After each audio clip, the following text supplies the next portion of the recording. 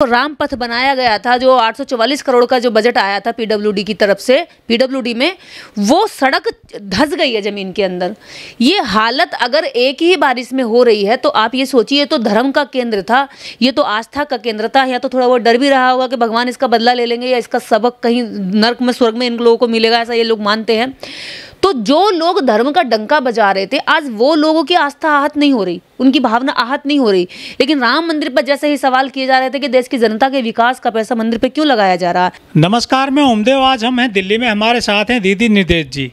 निर्देश जी, हमारे देश में और प्रदेश में बारिश शुरू हो गई है, लेकिन जैसे ही बारिश शुरू हुई है, पहली बारिश में जो विकास के दावे थे सरकारों के, वो जो है सामने आने लगे हैं। वो सब धू धू कर बहने लगे हैं, जो टूट फूट होने लगी है इमारतों में, सड़कों में। सबसे बड़ा जो मुद्दा विपक्ष को मिल गया है वो है रामपथ, जो राम मंदिर का उद्घाटन किया गया था 22 जनवरी को। उसमें पानी आ गया रामलला की छत से, और जो दीवार हैं वो भी गिर गई हैं, नाले सब उफन पड़े हैं। विपक्ष के जो नेता हैं वो कह रहे हैं कि ये करप्शन हुआ है योगी मोदी सरकार में। क्या कहना चाहोगी? अगर आप यहाँ विपक्ष को भी छोड़ दें, तब भी एक आम नागरिक सवाल करे कि भाई राम मंदिर के नाम पे इतनी देश के अंदर राजनीति गरमाई गई, लोगों को पूरा बेवकूफ़ बनाया गया। जिस राम मंदिर का जो बजट था वो 1800 कुछ करोड़ का था, 1800 करोड़ का बजट राम मंदिर के लिए रखा गया, लगभग 844 करोड़ का राम पथ का। तो और इधर शिक्षा का बजट कम किया गया।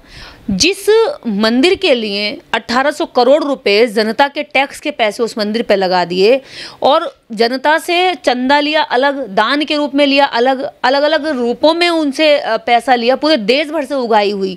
इसके बावजूद भी आज राम मंदिर की छत पहली ही बारिश में टपक रही है और दीवारें भी गिरने लगी हैं। मंदिर से विकास नहीं होता है देश का, न राष्ट्र का, न किसी भी प्रदेश का, न किसी भी जनता का। विकास होगा शिक्षा से। जहाँ शिक्षा का बजट ऊंचा करना चाहिए था, बढ़ाना चाहिए था, वहाँ शिक्षा का बजट काट करके राम मंदिर पर लगा दिया, राम पथ पर लगा दिया, और उसकी डेकोरेशन पर लगा दिया, अब उसके म्यूजियम पर लगाने जा रहे हैं।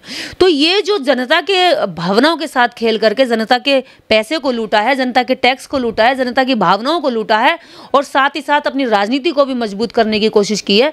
तो ये एक बहुत बड़ी साजिश है। ये जनता को आंख खोलकर देखना चाहिए। भोले वाले लोग तो यही सोचते हैं इनकी बातों में आकर के कि शायद ये धर्म है, लेकिन उन्हें ये नहीं पता कि ये धर्म नहीं है, एक मजबूत एक राजनीति है, एक झूठ फरेब है, जिसके चलते जनता को लूटा जाता है। अगर ये लूट नहीं है तो आप बताइए, जो लोग राम मंदिर के नाम पर उस समय कह रहे थे कि जो भी राम पे सवाल उठा रहे हैं वो धर्म विरोधी हैं, वो भावनाओं को आहत कर रहे हैं, दुनिया भर के झूठे मुकदमे भी लोगों पे लगाए गए जिन्होंने सवाल खड़ा किया। अब वो ये बताइए, वो सारे लोग कहाँ बिल में घुसकर बैठ गए? अब उनकी भावनाएं क्यों आहत नहीं हो रही? जब रामलला की छत टपक रही है, जब रामलला की दीवारें गिर रही हैं, राम पथ टूट रहा है, और उत्तर प्रदेश का जो विकास शिक्षा के रूप में होना चाहिए था, उत्तर प्रदेश का जो विकास स्वास्थ्य के लाइन पे होना चाहिए था, उनके रोजगार के लाइन पर होना चाहिए था, स्किल पर होना चाहिए था, युवाओं को अच्छा स्किल के तरीके से रोजगार देना चाहिए था, लेकिन वो नहीं किया तुमने। यहाँ सिर्फ सारा पैसा जोड़ के लूट कर मंदिर पर लगाने की कोशिश की, वो भी ईमानदारी से नहीं लगाया। 2 लाइनें आई थी, बहुत प्रसिद्ध हो गई थी, राम नाम की लूट है, लूट सके तो लूट। तो क्या ये राम मंदिर के निर्माण में लूट की गई है भ्रष्ट अफसरों के द्वारा, नेताओं के द्वारा? भ्रष्ट अफसर, कोई भी ऑफिसर बिना नेता के भ्रष्टाचार नहीं कर सकता। ये बात पहले जनता जान ले समझ के। जब भ्रष्टाचार होता है तो भ्रष्टाचार कभी भी नीचे का कर्मचारी, ऊपर का अधिकारी, कोई हिम्मत नहीं जो कर ले। करप्शन चलता है लीडर से। आप एक तरफ अगर कह दें कि भाई अधिकारियों को हमने सस्पेंड कर दिया, अधिकारियों को हमने टर्मिनेट भी कर दिया, चलिए मिल गई उनको सजा, लेकिन करप्शन चला कहाँ से? अधिकारी ने करप्शन कर कैसे लिया? जब अधिकारी करप्शन करता है तो उसकी फाइल जब उसके पास जाती है तो उस करप्शन में ऊपर नेताओं का हिस्सा होता है, नेताओं का हिस्सा अलग रखा जाता है, फिर उसमें से जो बचता है वो अधिकारी बांटते हैं, टेंडर के जरिए मिलता है, टेंडर के जरिए। तो यहाँ पे अगर आप ठेकेदार के खिलाफ कार्रवाई कर रहे हैं, अगर आप अधिकारी के खिलाफ कार्रवाई कर रहे हैं, एग्जीक्यूटिव इंजीनियर के खिलाफ कार्रवाई कर रहे हैं, चीफ इंजीनियर के खिलाफ कार्रवाई कर रहे हैं, तो सचिव के खिलाफ क्यों नहीं कर रहे? जो उस पीडब्ल्यूडी विभाग का जो मंत्री है, उस विभाग के मंत्री के खिलाफ क्यों नहीं कर रहे? मंत्री की बिना परमिशन के नीचे जो चीफ इंजीनियर होता है वो एक फाइल को भी नहीं सरका सकता। सभी में बढ़ता है, सभी में बंटता है वो पैसा। तो सबसे पहला हिस्सा मंत्री का होता है, उसके बाद में और नेताओं का होता है, क्षेत्रीय नेताओं का होता है, तब अधिकारी कर्मचारियों को मिलता है। अधिकारी कर्मचारी सबसे लास्ट में खाता है और ठेकेदार सबसे नीची कड़ी होती है। तो यहाँ जो कार्रवाई हो रही है ठेकेदार के खिलाफ हो रही है, यहाँ जो कार्रवाई हो रही है नेता अधिकारी के खिलाफ हो रही है, छोटे छोटे जेई जूनियर इंजीनियर के खिलाफ हो रही है। लेकिन ना तो अभी तक कोई कार्रवाई किसी नेता के खिलाफ हुई, ना मंत्री के खिलाफ हुई कि आपके विभाग में ऐसा घोटाला आपके रहते कैसे हो गया।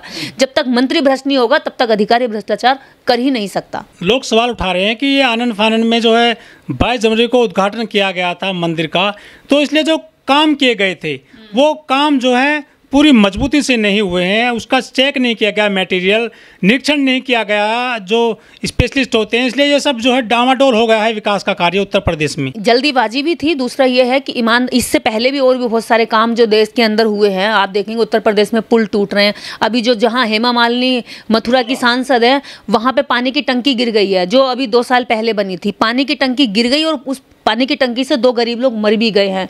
तो जो हेमा मालिनी है, जब चुनाव आता है तो कंधे पर दराती लेके पराल का पूला रख के कहती कि मैं धान काटने गई, मैं गेहूं काटने गई।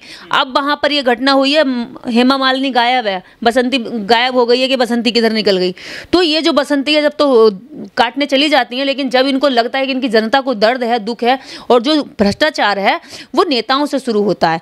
अब आप कहेंगे कि आनंद फानन में ये काम हुआ, मैं ये मानती हूँ, देखिए राजनीति तो इस देश के अंदर जब तक लोकतंत्र है ये चलती रहेगी, लेकिन पक्ष में बैठे हुए लोगों को पहले ये ध्यान रखना चाहिए, विपक्ष को खरी खोटी सुनाने से, उनकी कमियां निकालने से बेहतर है कि अपने काम को मजबूत करें। बीजेपी ने करा क्या, रात दिन वो क्या एक प्रोपोगेंडा को सेट करने में, एक लोगों का परसेप्शन तैयार करने में कि वो जो है अगर हम कुछ भी गलत कर रहे हैं तो इसलिए कर रहे हैं क्योंकि पहले कांग्रेस ने भी किया था। इस चीज को उन्होंने जस्टिफाई किया, जबकि ये करना चाहिए था कि हम बेहतर करें ताकि अगर हमारी सरकार ना भी रहे तब भी जनता हमें याद करे कि उनके काम मजबूत थे। आज तक अंग्रेजों की बनाई हुई इमारतें 400-500 साल पुरानी इमारतें खड़ी हैं, मुगलों के द्वारा बनाई गई गेट खड़े हुए हैं और भवन खड़े हुए हैं, इमारतें खड़ी हैं, बहन कुमारी मायावती जी के बनाए हुए इतने पुराने जो पार्क हैं, स्टैचूज है वो खड़े हुए हैं और स्कूल नहीं गिरे, कॉलेजेस नहीं गिरे और इमारतें नहीं गिरी, भवन नहीं गिरे। आप ये देखेंगे यहाँ नोएडा में ही बालिका विद्यालय है, महामाया बालिका इंटर कॉलेज, उस इंटर कॉलेज की जो ऑडिटोरियम है, जो बिल्डिंग है, इतनी स्ट्रॉन्ग है कि अगर उस पर आप तोड़ने की भी कोशिश करेंगे तो बहुत मुश्किल से टूटेगी। तो ऐसा जो काम है जो इन्होंने किया है, इन्होंने अपने काम को मजबूत नहीं किया। बीजेपी ने केवल विपक्ष को खत्म करने पे पूरा जोर दिया, जबकि अपने पक्ष को मजबूत करके जनता को दिखाना था कि भी हम अच्छे काम कर रहे हैं, हमारे काम के आधार पर वोट दो। इन्होंने ना तो काम के आधार पर वोट मांगा, ना इन्होंने काम करने की कोशिश की। इन्होंने वोट मांगा तो धर्म के, भावनाओं के आधार पर, और किसी भी सेंटिमेंट्स के साथ आप कितने दिन तक खेल सकते हैं। किसी भी जनता, किसी भी नागरिक के, किसी भी लोगों के साथ आप कितने दिन तक उसकी भावनाओं से खेल सकते हैं। भावनाओं के साथ खेलकर कुछ समय तक आप राजनीति में रह सकते हैं, लेकिन स्थायित्व नहीं हो सकते, क्योंकि जनता की कभी ना कभी तो आंखें खुलेंगी, कभी तो समझेंगे। यही आंखें खुलने का जो पूरा सबूत है वो आप अयोध्या में देखेंगे कि अयोध्या की वजह से पूरे देश के अंदर इन्होंने मुद्दा गरमाया राम मंदिर का, और बीजेपी सत्ता में भी आई, उसी अयोध्या में लोगों ने जो है उनका जो कैंडिडेट है वो हरा दिया, बीजेपी की सीट नहीं निकलने दी। क्योंकि वहाँ जिन लोगों को मकान तोड़े, जो गरीब थे बेचारे, रो पीट कर, जिनकी एम्बुलेंस नहीं निकलने दी 1 साल तक, जो कभी मंत्री आ रहा, कभी कोई मंत्री आ रहा, गरीब लोग मरते रहे, चीखते रहे, बिलखते रहे, किसी की नहीं सुनी। केवल भगवान के नाम लेकर के उनकी आस्थाओं के साथ खिलवाड़ हुआ, उनके घर, उनकी झोपड़ियों के साथ खिलवाड़ हुआ, उनकी जिंदगियों के साथ खिलवाड़ हुआ। वो बारिश में इधर उधर भटक रहे हैं। अरे जिस समाज को, जिन लोगों को, जिस देश की तरक्की के लिए तुम लोग ये काम करने जा रहे हो, अगर उसी समाज को बर्बाद करके सड़क पर ला दिया तो भगवान भी तुमसे क्या खुश होगा, अगर होगा भी तो। धर्म की आड़ में ये जो है पूरा करप्शन हुआ है। अगर देखिए ये धर्म करें तो हमें कोई दिक्कत नहीं है, दिक्कत तो यही है सारी देश के अंदर हम जैसे जागरूक लोगों के लिए कि ये धर्म को नहीं मानते, ये अधर्मी लोग हैं, ये विधर्मी लोग हैं। अगर ये धार्मिक लोग होते तो भगवान राम के साथ ही अपने, जिसको ये खुद भगवान कहते हैं, लेकिन तुम खुद ही उसको भगवान कहते हो और खुद ही उसको जो है उसके नाम पर भ्रष्टाचार करके खा गए, उसके नाम पर, उसका मंदिर बनाने के नाम पर ही तुमने लूट खसोट कर ली, उनके नाम पर राम पथ बनाया, राम पथ पर ही तुमने लूट खसोट कर ली। तो इतना करप्शन, इतना भ्रष्टाचार तभी हो सकता है जब जनता को मूर्ख बनाने के लिए कुछ भावनात्मक उनमें ऐसे सगुफे छोड़े जाएं कि उनको लगे कि हाँ जी जो कर रहे हैं वो सही कर रहे हैं। क्योंकि क्योंकि गलत तो कर ही नहीं सकते, ये चीज़ें समझा दी गई हैं। और अगर इन्होंने गलत किया तो क्या हो गया, कांग्रेस ने भी तो किया था। तो ये जो गलत चीज़ें नागरिक के लिए गई हैं, हम ये कहते हैं चाहे कांग्रेस रहे सत्ता में, बीजेपी रहे, चाहे सपा रहे, बसपा रहे, देश की कोई भी पार्टी रहे, बात यह है कि जनता की बात कब होगी, जनता का उद्धार कब होगा, जनता के मुद्दों पर काम कब होगा। हम जनता के मुद्दों पर काम करने की बात करें और लोग जागरूक हों अपने अधिकारों के प्रति, इस बात के प्रति कि आपके टैक्स का पैसा मंदिरों पे क्यों लग रहा, आपके टैक्स का पैसा आपकी सुविधाओं पे लगना चाहिए। पुजारियों के रोजगार की सुविधाओं पे क्यों लगे, वहां पे अगर जनता के सभी जाति धर्म के लोगों से इन्होंने चंदा लिया, सभी के टैक्स का पैसा लगा और एक ही धर्म को मजबूत किया, तो ये भी धार्मिक रूप से कहीं ना कहीं असंवैधानिक है। जनता का जो लीडर होता है वो सभी धर्मों का होता है, ना कि किसी एक धर्म विशेष का। विपक्ष के नेताओं को बड़ा मुद्दा मिल गया है, चाहे सुरंग हो, चाहे एयरपोर्ट हो, चाहे रेल हो, चाहे रामलला का मंदिर हो, चाहे पानी की टंकी हो, चाहे पुल हो, सभी जगह लीकेज हो रहा है, सभी पानी पानी हो गया है। एक मोदी जी कहते थे कि हम विकास पुरुष हैं, विकास करेंगे, सबका साथ, सबका विकास, सबका विश्वास। लोग कह रहे हैं कि ये वो लोग हैं जिन्होंने चंदा दिया था बीजेपी को, उनको बदले में टेंडर मिले, उन्होंने टेंडर तो ले लिए लेकिन अच्छा काम नहीं किया, और वो जो सब कुछ लीक हो रहा है, पानी पानी हो गया सब विकास उत्तर प्रदेश में, अब पूरे देश में, चाहे एयरपोर्ट हो, सड़क हो, चाहे सुरंग हो। देखिए इसी बारिश में दिल्ली टर्मिनल 1 का जो एयरपोर्ट है वो, हाँ, वो ऊपर से गिर गई, उसमें 2 लोग मर गए गाड़ी में और उनकी ऑन स्पॉट डेथ हो गई। बिहार में 9 दिन के अंदर 5 पुल गिरे हैं। आप कल्पना कर सकते हैं 9 दिन के अंदर, 9 दिन की बारिश में 5 पुल भर भरा के नीचे गिर गए। वहाँ कितना राम जी का राज, कितना नुकसान हुआ। और यहाँ उत्तर प्रदेश के अंदर कल ही टंकी गिर गई है जिसमें दबकर 2 लोग मर गए हैं। उसके बाद, उससे पहले रामपथ टूट के नीचे गिर गया, सब स्विमिंग पूल हो गया है, राम मंदिर की छत टपक रही है। अगर इसको आप विकास कहते हैं तो आप मुझे ये बताइए कि विनाश क्या होता है फिर? विनाश क्या है? जनता का पैसा लगाया, जनता के पैसों को आपने मिट्टी में मिला दिया, जनता के पैसे की अब कोई वैल्यू नहीं रही। जो पैसा जनता के काम में आता, उसके लिए रोड बनती, उसके लिए अस्पताल बनते, उसके लिए उसके बच्चों की एजुकेशन के लिए मेडिकल कॉलेज बन सकते थे। आप कहते हैं कि हमने मेडिकल कॉलेज की अगर बात करें तो कि एम्स बनाया, अभी कहाँ है? एक भी एम्स नहीं।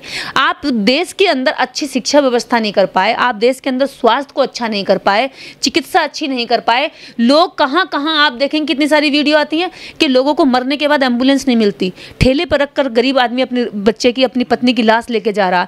अगर आप इसको विकास कहते हैं, मणिपुर में औरतें नग्न करके घुमाई गई, अगर ये विकास है तो मुझे ये समझ में नहीं आता। अगर आप इसकी भी परिभाषा आप बताइए कि विनाश की परिभाषा क्या होती है फिर? देश के अंदर जगह जगह पर आप लोगों ने लिंचिंग कराई, इतने जब तक आप सरकार में रहे, जगह जगह लोग मारे गए। महिलाओं के ऊपर जितने केस, आप हर 6 मिनट पर एक महिला के साथ रेप होता है, जो क्राइम रिपोर्ट बताती है। इस देश के अंदर हर 3 मिनट के अंदर दलित उत्पीड़न होता है इस देश के अंदर। ये रजिस्टर्ड है, ऑन रजिस्टर्ड। और जो बिना रजिस्टर्ड होते रहते हैं, गाली गलौज मारपीट होती रहती है पूरे दिन भर की, उनका तो कोई रिकॉर्ड भी नहीं है। तो कहाँ हो रहा है विकास? विकास तब होता है जब आप, देश की जनता कहे कि विकास हो रहा है। खरीदी हुई मीडिया अगर कह रही है विकास हो रहा है तो सच में आप यकीन मानिए कि देश का विनाश हो रहा है। मीडिया का भले विकास हो रहा हो, मोदी जी का भले विकास हो रहा हो, या हमारे सत्ता में बैठे हुए नेताओं का भले विकास हो रहा हो, लेकिन जनता के लिए तो विनाश हो रहा है। छात्रों का पेपर लीक हो रहे हैं सड़कों पर। जब वो जब एग्जाम लीक होने की बात करने जाते हैं, मांग करते हैं कि री एग्जाम हो, तो उनको लाठियां भांजी जाती हैं, उनको मारा जाता है, बाल खींचे जाते हैं, नोचा जाता है, खींचा जाता है, गाड़ियों में भर के फेंक दिया जाता है। तो ये अगर ये विकास है तो फिर विनाश की परिभाषा भी हमें जाननी है कि विनाश की परिभाषा क्या है।